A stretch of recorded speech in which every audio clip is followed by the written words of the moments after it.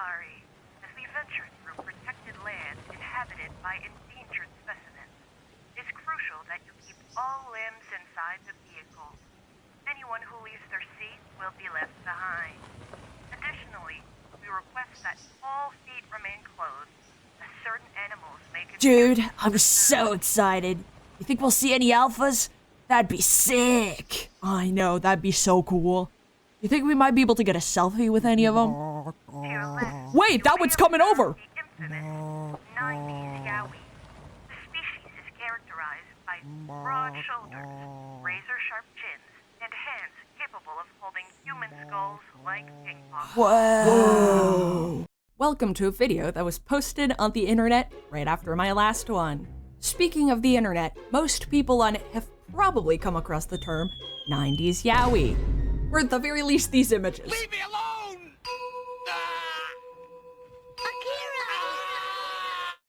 I can't even pretend to lie, these make me laugh so hard every time. Kinda unfortunate since, you know, the style is a bit of a lost art, one not just confined to an era, but to a sexuality. Fortunately, I'm actually wrong about that, and that's a lie. It persists on to this day, even in straight romance. Okay, that low-key makes it sound like I'm homophobic. I just meant the more the merrier, okay?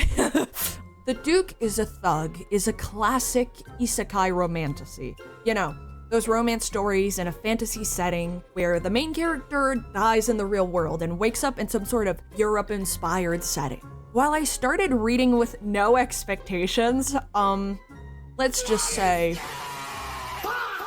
yeah. Also, shout out to Fartman for recommending this comic to me during a live stream. Everyone knows how those romantic stories go. Except, I don't. None of that meant anything to me. I was just a simple office worker, focusing on my career. It's like the start of a Hallmark movie, bro. Hoping to climb the corporate ladder and become the CEO. Okay, you're stupid. Okay, well, that was a little mean, but you know, it's just a one-time thing, okay? I won't do it. You're actually stupid. I'd like to issue a formal apology to Minso. Our story starts with our main character. Minso's heading home after doing overtime. She's hopping in the car and doesn't even have time to put on her seatbelt before a guy invites himself in, presses a gun to her temple, and tells her to floor it. Sadly for them both, she ends up losing control of the car, and she gets isekai'd. But, you know, let's rewind a bit. I can't just ignore that whole monologue she gives. Besides that, I thought having a boyfriend was a waste of time. So reading romances was no better. Wow, you seem like fun to hang around. What is this? Yeah, I guess she's not like other girls, huh? We really had to, you know, throw it in. We don't have enough misogyny in the comics. We had a little sprinkle on top. So, Minso wakes up in the body of Madeline Rosehart, the daughter of a baron. We don't know how long she's been in this world, but we learned that she's slowly been getting Madeline's memories. Like me, when after I eat, not, okay, okay, okay. You know, lucky for us, her and her two maids with very human designs Design is very human. waterboard us with exposition. They do such a good job at this that I can't even do the bit where I make a list of all the character info they give us because they did it themselves. Okay, I don't even need to make the joke of like, they're just listing off the traits. They literally, they made the list for me. Okay. Editing me put a vine boom in between every one of these. Baron Rosehart's daughter. Loves flowers. Quiet disposition. Mom is deceased. Whoa! Ole mole! Hoo-wee, that's quite the build you've got there, my lady. We learned that today is the day of Madeline's engagement ceremony. Temporarily pausing your current broadcast to present to you Who Is She Engaged To? A game show where contestants guess who she's engaged to. Welcome to another episode of Can You Guess Who She's Getting Engaged To? Everyone, please welcome today's contestant. So, Miss Sands, can you guess who Madeline's getting engaged to? It's kind of tough, but I'm thinking, maybe her childhood best friend? Wrong. Someone clearly hasn't done their homework. The answer is Evil Duke of the North. Now back to your scheduled broadcasting. We know the Duke is evil right away because they mention rumors about him. Like the fact that he's a veteran. Because of course, he sounds so horrible that Madeline immediately goes, hell nah, and plans to cancel their engagement. Obviously it doesn't work, otherwise there'd be no story, but you know, it's the touch of the cult, I guess. Speaking of, but this time the Duke, you're never guessing his name. Torsten Icewood. Holy shit, bro, lost the name lottery big time. Like, come on, man. The Duke of the North. Icewood. That sounds like a nickname for his wiener. You know, Thorsten stroking his meat all day. Call that Icewood. Anyway, I don't know why their engagement ceremony looks exactly like a wedding, but what I do know is that's a crazy build. As soon as Madeline gets to the event, she's jumped by a man who's built like a titan. He tells her he also got isekai'd, and he's actually the guy who carjacked her. He says they're in the world of a book he read, but you know, since this book was romance. Which meant so is above. She would never read that shit, bro. She's on her way to being a CEO, okay? Well, everyone's on their way to Jupiter to get stupider. She's on her way to college to get more knowledge, okay? Can you tell I don't like this trope? Since, you know, she wouldn't be caught dead reading romance. She didn't realize this. That failed again! The gap between his arm is like, wow. Need I say, you already know what I'm gonna say about the shoulders and the hand. You got the yaoi build, Man with the gun incident. What? Did they keep their faces? How are they recognizing each other? They don't seem that similar as far as we go. Oh no, the guy who robbed her was hot! Bro, they don't look similar, like, at all, I'm gonna be honest. In terms of comics, because all of these characters gonna look similar, but like, you know. These beauty marks are so fucking tiny. They're like freckle-sized. How did she see those? Does anyone know what I mean when I say they've got like the unordinary type of hair? Does anyone know what I mean? Look at that. His thumb. The length of her face. How are arrows going through armor? What? Like, okay, this one, it's like, you can make an argument, okay, it's gone in between the plates. These are full on into metal. Like, how the fuck did they get arrows through armor? That's kind of the whole point of armor. I don't fancy dying, bro. Thanks these. Yaoi build. Yaoi build. Well, fucking yaoi build.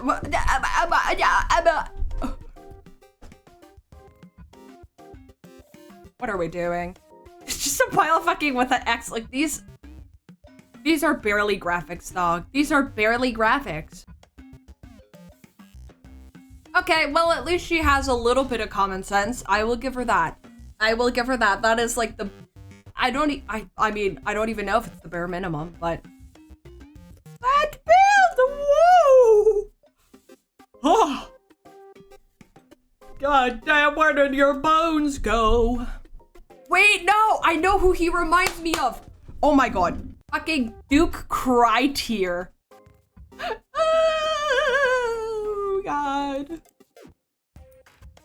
This motherfucker. Oh my god. What? Are there people making edits of him? He knows the deets, and he tells her that she needs to cooperate with him, otherwise the both of them are destined to die. They're toast. Cooked. Apparently, Torsten and Madeline were such NPCs, their death was in a footnote of the book.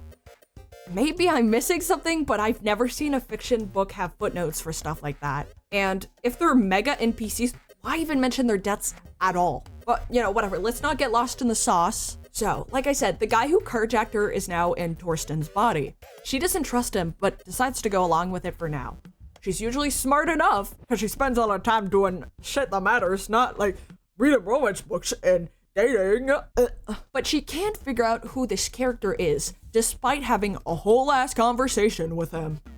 She only realizes it's Torsten, you know, the guy she's getting engaged to, and we got like a whole info dump about, when her childhood best friend and her very normally proportioned maids bust in and interrupt their conversation. The prince, Elijah, who's her best friend, spits out Torsten's name, and that's when she finally connects the dots. But you know, maybe it was a brain fart day for her.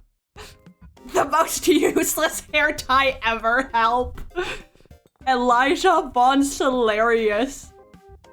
Oh god, he also has the yaoi treatment. No, I'm gonna pull out something that is so extremely niche. I don't expect any of you to know this character. Dude, we got the red, we got the fucking yaoi proportions. Like, look, the size of his feet and his hands basically equal to his face. We got a fucking emblem. We basically got everything. Why is he sniffing roses like that? Nothing I love like pollen. Like, I'm raising a brow. I point again that not only are all of them pale, they all have the exact same skin tone. They couldn't even like slightly vary the undertone or anything. They just fucking coated them all with the same paint. They decide to proceed with the engagement, you know, even though she was determined to break it before. Now she's like, okay, you know what? I'll be engaged conditionally to the guy who carjacked me, okay? We all know that conditions don't actually matter because they're gonna end up falling in love anyway. Speaking of, this time love, now everyone thinks they're in love, and they end up needing to be constantly chaperoned by someone. The aforementioned best friend, you know, Elijah von Salarius, in case you couldn't tell he's a prince, usually ends up being their chaperone. And because they're constantly being monitored, they can't actually talk about their situation. You know, they're trying to be like, yo, what do we do about us dying? And then he's like, oh my god, you're talking about dying? Who's dying? You know, I can't actually hate him because he is so much better than Torsten in every way, bro. The classic romance dilemma strikes again. Chill guy versus literal war criminal. Speaking of Torsten, by the way, one thing you're gonna notice really quickly about him is that he's like the ultimate tryhard when it comes to pretending to be unbothered. Not being unbothered, but like pretending, acting, you know? First acting nonchalant, like he's not straight out of a body horror comic. 90s yaoi, I hardly know her. Owie. We've gone to the point where, I kind of have to intervene to address, well, not the elephant, but, you know, the ginormous fucking man in the room. These builds are insane. These builds are insane, okay? I know art quality in comics and blah, blah, blah. I will talk about that later, okay? I will talk about that later. But the proportions are diabolical, and I need to talk about it, okay? Look at these. Look at these. Look at these. Oh my god. Oh my god. Oh my god. Oh my god. Oh my god. Oh my god, the hands. What the flip? What the flip? Okay, I'll stop for now. Let's get back to the story. Their big plan to be able to talk and whatever is, okay, let's have an engagement ceremony. We're at the event now, their engagement ceremony, and she's like, oh, my bad, I gotta go somewhere real quick. Goes into a pantry, and I'm not joking, Torsten catches her after she slips on a tomato. Oh my god.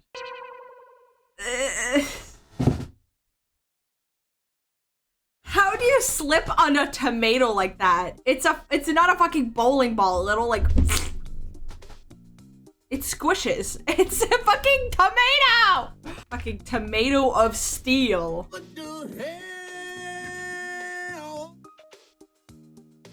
Tomato is unscathed. What the hell? Indestructible tomato of vibranium, I guess. They start talking, but then somebody checks up on the sound because she was just flying around on the indestructible tomato. I thought they were supposed to be the NPCs. Who's the real NPC now, bro? This dude walks into the pantry and he's like, must have been the wind, leaves. They're not even really hiding. They're just like laying on the floor on top of each other.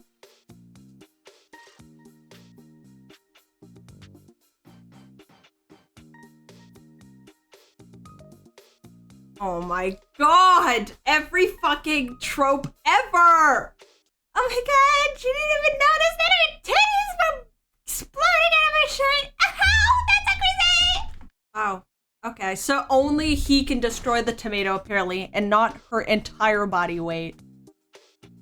Oh, never mind. Oh my god, that tomato is also ginormous. Now that they're finally alone, they get to hash things out. He explains that in the book, Madeline is poisoned at a ball, and, Torsten, her evil fiance, is framed for her murder and killed. He doesn't know Madeline's real killer, but he knows it's not Torsten, because it's not his vibe. How do you know his vibe, dog? How do you know his vibe? He's barely in the book. He's barely in the book. Dying is arguably one of the most important things you can do in life, and Torsten's death is only given a tiny little footnote. Somehow bro knows poison is, quote, not his style, and Torsten would have just decapitated her ass. Gee, okay, what a lovely guy, huh? Since Madeline's death led to Torsten's death, and he's currently in Torsten's body, he's like, well, I guess I gotta protect Madeline. He does the worst job at this. She keeps getting hurt. He tells her, hey, I don't know if this is the ball you die or not, but don't eat or drink. And if you're like me, you're thinking maybe he should have told her that before the ball, because she could have eaten or drank something before you guys talk. She at first is like, how do I believe you? Blah, blah, blah, blah, blah. How, blah, blah, blah. She makes kind of a stink about it, but not eating or drinking is kind of an easy thing to do. This is a good way to test him. Their plan is very loosey-goosey. You think if they were gonna be tumbling around the pantry, they at least take the time to have a proper discussion instead of just going blah, blah, blah, blah, blah, blah. But whatever, all of their efforts kind of useless anyways, and this is a recurring theme. Turns out whoever the Madeline's killer is has a backup plan. While Madeline and Torsten are dancing, a ginormous fucking chandelier just falls on them. Or almost.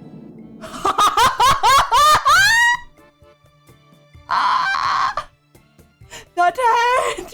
This hand! Oh my god!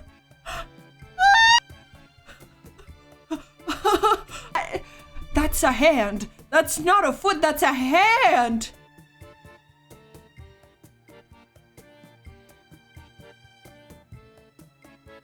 Nobody ties a chandelier with a fucking rope, dog. Have you seen the size and weight of that thing? This comic is hard. Why does she suddenly look so youthful? She's got that youthful glow in her eyes. I'm still not over the damn hand. The foot hand. They managed to evade it, but Madeline's arm gets scratched. She's sentenced to bed rest for a scratch, by the way. She complains about this being boring, which, I don't blame her, but at least she doesn't get to be bored for very long because the little mischievous Duchess with a youthful glow in her eye sends a girl named Angela, supposedly for Madeline to mentor her on ladiness, being a lady or whatever. Originally, she doubts Angela. She's like, oh, did the Duchess send her to spy on me? No, they basically become best friends right away. Angela is actually the original protagonist of the book. The Prince BFF is supposed to be Angela's love interest. I mean, they've kind of messed up the plot at this point, but we get a time skip. 1 month later, we learn the Duke has just kind of vanished. She just has not seen him since the event, despite the fact, by the way, that they have a cipher that they use. They send letters to each other that look like love letters, but they actually have code so they can communicate. So they can send letters using some sort of cipher.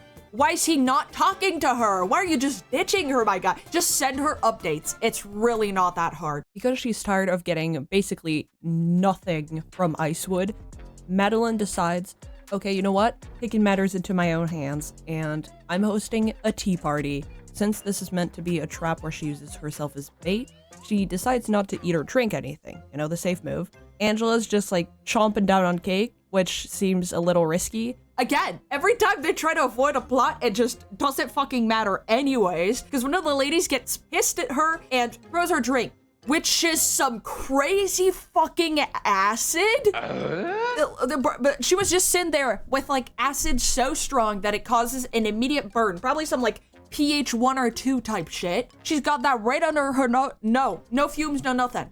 She's DIYing herself as a fume hood. and yet she's fully fine. Okay. Yeah, okay. Madeline does get trouble, but just not the kind that she wants. Since Torsten pulls up, yep, he comes out of hiding. He comes out of his little fucking bat cave.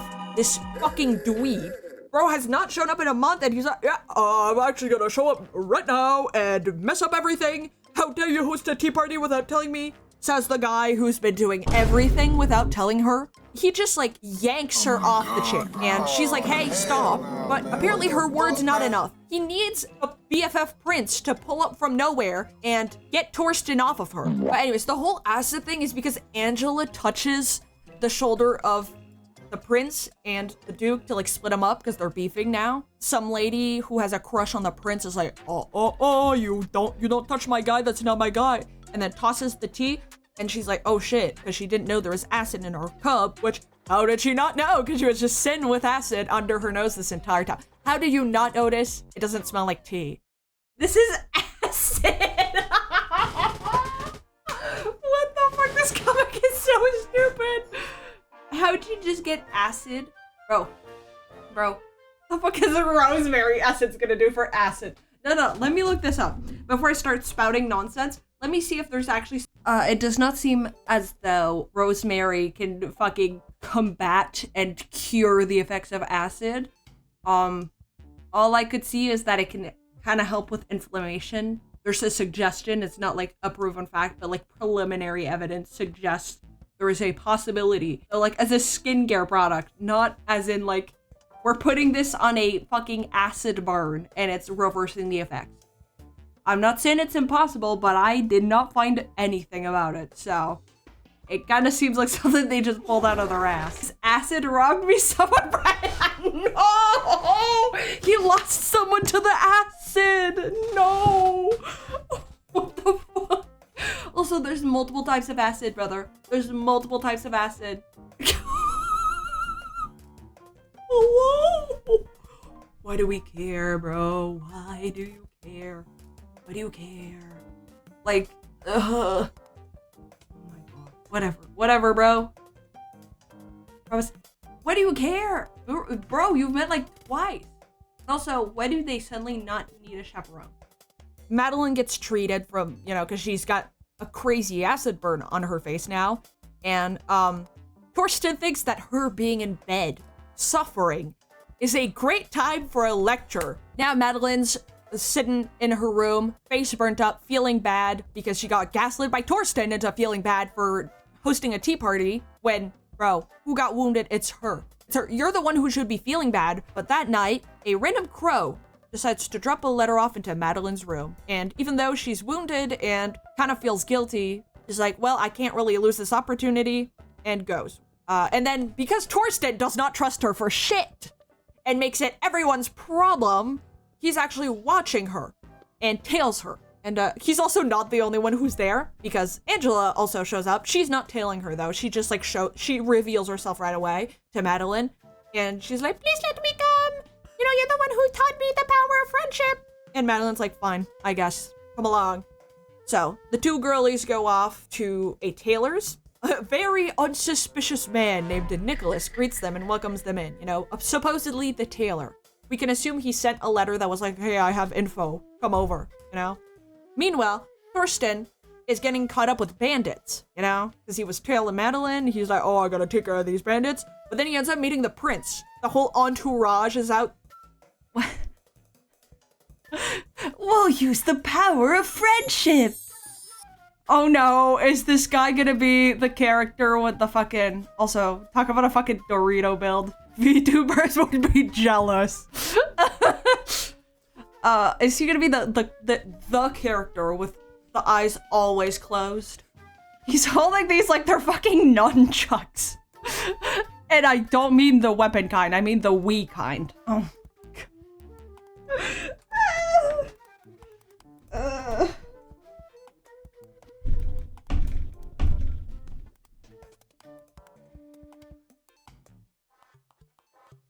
Head on the desk. What the fuck? I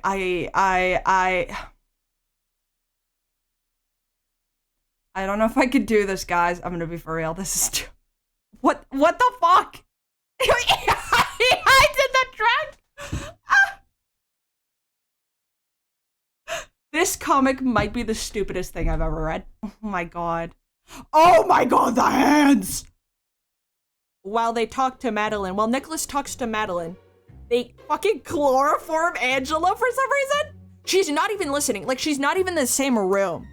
And if you're trying to get Madeline's trust, I don't think chloroforming her friend is gonna do much good. Wouldn't she notice? Wouldn't she notice that her friend is asleep and or gone? I don't know. But I guess it doesn't matter because she just wakes up like 10 seconds later with nothing wrong. She's not groggy, she's fully awake. She's spry and ready for action. During this whole chloroform incident and, you know, the guys find outside, Nicholas and Madeline have a little talk. Turns out Nicholas was actually also from their world. And believe it or not, he also got into the book as a result of Madeline crashing her car.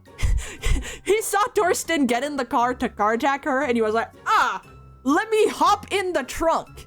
Nicholas was her coworker, saw her getting carjacked by Torsten, and instead of calling the cops, he was like, you know what would be great right now?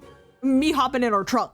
So he just got in her trunk, I guess. Nicholas has read the book. And with the information from reading the book, he forms Silver Thread, which is a information broker organization. They're kind of useless. They kind of don't know shit, or at least Nicholas refuses to tell Madeline stuff. Maybe he actually does know stuff, but he just doesn't tell her.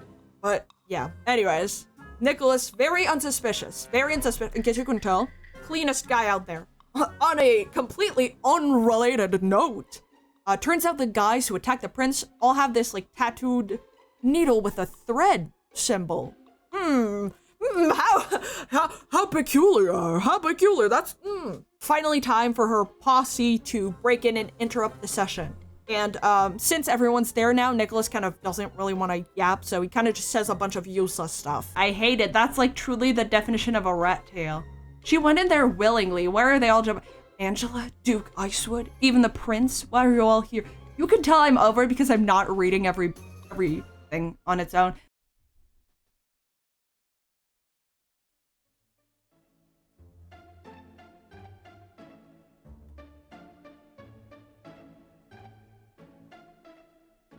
Of course he's got a name like a White Fox, bro. Every stereotype. Oh my god. Yusuke from Persona 5 gone wrong. Oh.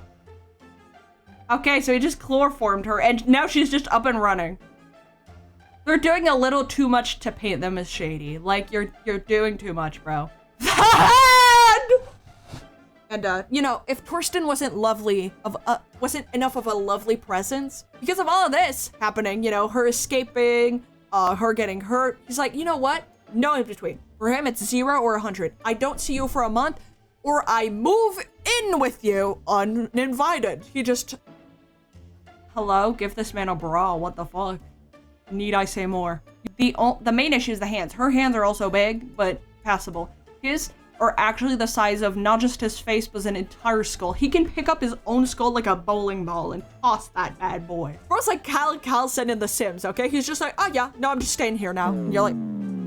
Naturally, you know, this leads to an argument. Her dad, Baron Eugene, arrives. He's alive and well, but he's upset about Icewood being there, which, fair enough. I would be too. And he's like, okay, well, this guy is a fucking problem, so I'm gonna cancel your engagement to him. And she's like, no, you can't do that because he knows about the book, which I feel like at that point you should probably just be like, well, he's about as useless as Nicholas, so maybe I thought they'd use the engagement as like a reason for them to talk more and send letters, and maybe that's why they gotta communicate. That's why, oh, we gotta get engaged in the end. But they don't do any of that. So what's the point of keeping the engagement? I don't know. Anyways, now that the dad wants to cancel the engagement, they're like, oh no. Madeline's like, I can't have him do that. So she tries basically every option in the book. And the dad's like, no, Torsten is an asshole, which I agree. He doesn't even know half of it. He just knows his vibes are rancid. She pulls out the love card as a final try. But yeah, after that, I guess Torsten and Madeline kind of make up. They also like hint that, ooh, Angela is actually coming from the other world too, which to that I say, how many people were in that car? How many people were in fucking Madeline's car? Oh my god. What the flip? Was Minza driving a minibus and we didn't know? Like, but Angela doesn't seem to remember it. She just gets like headaches and weird flashbacks and she's like, what the hell is this? Icewood's mom, the Duchess, pulls up and decides to stir shit after receiving a letter from the Baron. And, you know, she's like, my son, Torsten, what are you doing? What are you doing? Why'd you just move into this woman's house? You're not married yet. Or are you just flaking on your duties? So she kind of comes to stir shit up, but also, you know, put him in his place. And Madeline ends up defending Torsten from his mom. Unfucking deserved. Undeserved, bro. Undeserved. You should not be putting yourself on the line for him. He does not deserve it. Yep, that's where it ends. There's an indefinite hiatus, end of the season, implications that, you know, it's because the creators of the webtoon were not treated well. Before I critique the comic, I do want to acknowledge that the creators of these comics are working at a fraction of their full potential just because of the constraints they're put under by companies like Webtoon, you know? They're under horrible conditions. And because of that, I hold nothing against the creator. And the fact that they've managed to get published, I'm like, hell yeah, that's pretty cool. That's cool, you know? I don't want to rag on that. That being said, if you're looking for a bad comic to read for fun, this one's kind of great for that. Like I had a kind of a fun time reading it. Was it good? No, but it was entertaining. And that is something I gotta mention. This, despite all of its flaws, is entertaining. So I do have to give it credit for that because, you know, again, comics, sometimes that should be entertaining on paper or just not. But this one's managed to be entertaining despite everything. It also does keep you on your toes. I did not expect Nicholas to be like, yeah, I actually hid in your trunk. What? The fucking timid, like some of these things threw me off and they were a little fun. They contributed to that entertaining factor. Madeline is fine. I don't really have any strong opinions about her either way, but I don't like Torsten. I don't like Torsten. The title is correct, and I wouldn't mind. The thing is, I wouldn't mind if he was bad, if he either, one, actually got redeemed, which, as far as I can tell, he doesn't. She's just, like, forgiving him. And two, if he was bad, but, like, they didn't do this whole, like, story thing where, like, oh, you have to feel bad because you did this or whatever. And they were just like, no, he's kind of a piece of shit. It's fine. We just, yeah, the story just acknowledges, like, yeah, he's kind of an asshole, but, you know. Ultimately, this was really fun to read. Not for the reasons you would typically expect, but it's entertaining, like I said. And despite it not being, you know, anything crazy in terms of originality, it doesn't execute anything particularly, like, badly. The art is... The proportions are a little silly sometimes, but it's not unpleasant to look at or anything. And at times it's, like, pretty solid, pretty good. The designs, again, nothing, like, crazy original, but they're solid. They do a good job at, like, speaking the role of the character and all of that. So ultimately, you know, if you want a fun, shortish thing to read, I would say go ahead. Just go in it expecting the right things and you'll probably have a pretty good time. If you enjoyed this and you want to see a more, like, reaction style type thing, sometimes I read comics on live. They usually go up on my channel if you missed it, but I do stream on YouTube and Twitch if you're interested in those. We do have, like, a little webtoon bingo where we play bingo with the tropes, and if you get a bingo, you get a little drawing as a prize, you know? Thank you for watching to the end, and if you enjoyed, feel free to like and subscribe for more. But anyways, I've got a Yaoi Safari to catch, so